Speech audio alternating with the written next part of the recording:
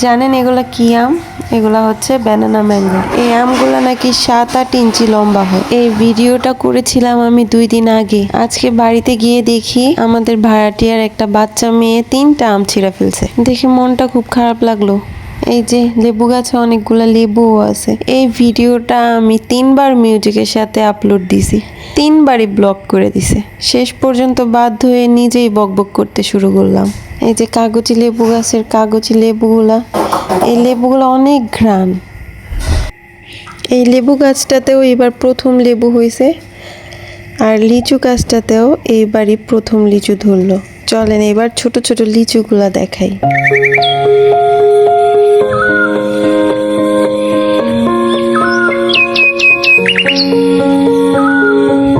Going under and I feel this time there's no one to save me.